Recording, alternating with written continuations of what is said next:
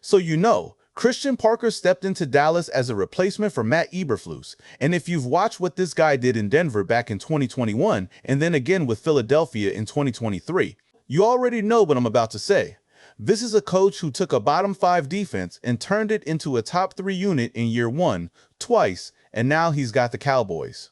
I've been digging into the numbers, the players in the secondary, the whole scheme, and honestly, I don't think the whole NFL realizes just how fast this defense could flip. Stick around, because I'm about to break down exactly why this hire might be the best thing that's happened to this franchise in years. What's up, Cowboys? Welcome to the NFL Playbook Cowboys. If you're new here, don't forget to hit that subscribe button. Okay, so let's get into it, because I've been sitting on this for a while and I finally got the numbers together to really back up what I've been feeling all off season. Christian Parker is now running this defense, and I gotta tell you, the more I dig into his track record, the more excited I get, and honestly, the less pressure I think this defense actually needs to be under to make real noise this year. Let's start with the receipts, because I don't want to just throw out hype without showing you why. Go back to 2020 in Denver. That defense finished 25th in points allowed, 21st in yards. Rough, right? Then Christian Parker shows up in 2021, and suddenly that same roster jumps to 3rd in points and 8th in yards. That's not a small bump, that's a full identity change in one offseason. Now fast forward to Philadelphia, 2023, the year before he got there, that defense was 30th in points, 26th in yards, basically bottom of the league. First year with Christian Parker in charge, they rocket up to 2nd in points, 1st in yards, 1st in the whole league, and then last year they're still hanging around 5th in points. So, we're talking about a coach with a 2-for-2 track record of walking into a broken defense and fixing it almost instantly. Now look, I gotta be real with you guys, because I don't want to oversell this. He had Vic Fangio with him in both of those stops, and Vic Fangio is one of the most respected defensive minds in football history. So, I'm not sitting here saying Christian Parker is going to single-handedly turn the Cowboys into the #1 defense in the league overnight. But here's the thing that actually gets me fired up. The Cowboys don't need that level of turnaround for this to be a massive win. This offense is going to be really good, probably top 5, maybe even #1 overall depending on how everything shakes out. So, if this defense can just get to league average, if it can just be respectable, that alone changes this team's ceiling completely. And something I noticed going back through his history that I think a lot of people are sleeping on. This guy has found ways to be dominant without having some scary elite pass rusher on his roster. Think about that 2021 Denver defense. Their leading sack guy was Shelby Harris, a rotational type piece, only 6 sacks on the year. They had Baron Browning doing that hybrid linebacker edge rusher role.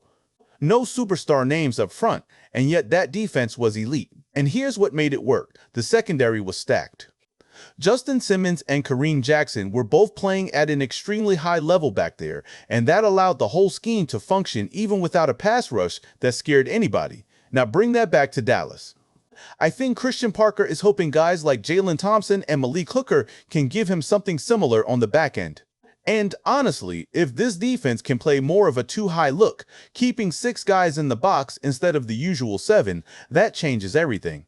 You get more athletes in coverage. Quarterbacks are forced to hold the ball longer, and when a quarterback has to hold the ball an extra second or two, that's basically the same thing as manufacturing pressure without needing a Micah Parsons-type talent doing it all by himself. It buys the front 4 time, it disguises weaknesses, and it forces the offense into predictable situations where the defense can actually dictate the tempo instead of just reacting. Same story with that Philadelphia defense in 2024. Their leading sack guy was Josh Sweat with 8 sacks. Nolan Smith had 6.5. Milton Williams, who was basically a rotational piece, had 6 sacks. Nobody hit double digits. But because of the scheme, because of the discipline up front with guys like Jordan Davis and Jalen Carter, that defense still finished top 2 in the entire league. So, this idea that you absolutely need a Myles Garrett-level pass rusher to be great on defense, this system kind of throws that whole theory out the window. Now, I'm not saying the Cowboys couldn't use one more legit pass rusher, because I do think that's still a hole. But what I am saying is that this scheme has proven, twice now, that you can win with depth and discipline instead of one dominant star. And when you shift the strength of your defensive line to the interior, instead of just relying on the edges, you actually get to the quarterback faster because it's a shorter path. and it's a lot harder for an offense to scheme up help for guys attacking from the middle of the line. On top of that, it opens things up for your linebackers to fly downhill and make plays behind the line of scrimmage. It's a total philosophy shift, and honestly, it makes a lot of sense on paper. So where do I think this defense actually lands this year in terms of points allowed? I'd say early in the season, don't be shocked if they're hovering somewhere around 17th to 20th in the league. That's a realistic starting point given this is a brand new scheme and a lot of new faces learning it on the fly. But as the season goes on, as these guys get more comfortable, as some of the younger pieces start clicking, I think there's a real path to climbing into that top 12 range by the back half of the season. I don't think top 10 is realistic unless everything breaks perfectly, but even getting into that 17 to 22 range would be a massive jump from where this defense was a year ago. And if they can finish as a top 20 unit, paired with an offense that's going to be lighting up scoreboards, this team has a real shot at making a serious playoff push. Now let's shift gears a little, because I want to talk about when we're actually going to know what this team really is. You know how people always say you find out about a team by Thanksgiving? I actually think we're going to get a much clearer picture earlier than that, probably around late October, right around Halloween, and here's why. Look at the stretch this team plays leading into that Sunday night game in Philadelphia on October 26th. Before that game, they've got matchups against Green Bay, Tampa Bay, a road trip to Houston, and that international game against Baltimore. 4 teams that most people expect to be playoff contenders this year. If the Cowboys can go 3-2 or even 4-1 through that stretch, I think we can get genuinely excited about what this team could do in January. But if they come out of that stretch 1-4 or 2-3, it's going to be really tough to buy into a deep playoff run. I also think we need to be careful not to overreact either way in September, because early season football is just sloppy across the entire league. Teams are still figuring out timing, cohesion, and communication. So, if the Cowboys start hot, great, enjoy it, but don't get overly confident off of it. And if they stumble early, don't panic either. What I am a little concerned about is this brutal stretch later in the year where they're playing the 49ers, the Eagles, the Seahawks, the Rams, and the Jaguars in basically 5 out of 6 weeks.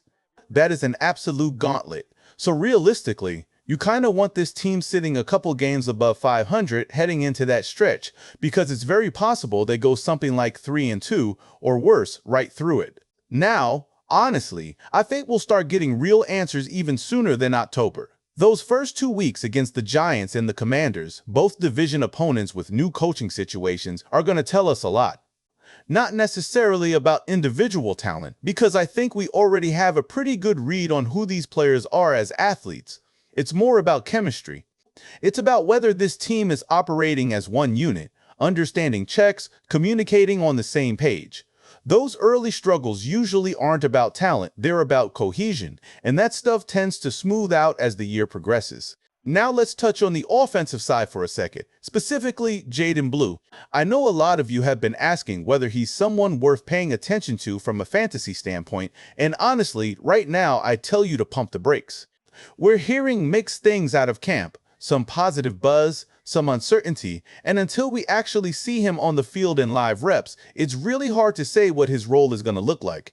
If Javonte Williams were to go down with an injury, I don't think Jaden Blue is suddenly stepping into an 18-touch workload. I think his role, if he even makes the roster, is going to be pretty clearly defined and limited early on. Now, if you're the type of person thinking long-term like a dynasty situation, maybe there's an argument for stashing him and seeing how he develops, especially if he ends up being a true dual threat type back who contributes in the passing game. But for this season specifically, I wouldn't bank on much production out of him unless something changes drastically once camp opens. Honestly, the real answers on Jaden Blue are gonna come fast. Camp is basically right around the corner, and within the first couple of weeks, we should have a pretty good read on where he stands. I'll be watching closely to see if he's getting first team reps, if he's on the field during 3rd and long, and most importantly, if he's trusted in those 2-minute and 4-minute situations. That's the kind of role that would tell me this coaching staff really believes in him long term. So overall, I'm walking away from all of this genuinely optimistic about where this defense is headed under Christian Parker. And I think this season is going to be one of those years where the story on this team isn't really about the offense carrying everything. It's about whether this defense can just be good enough to let that offense do what it's capable of doing. And based on everything I've broken down here, I think there's real reason to believe it can.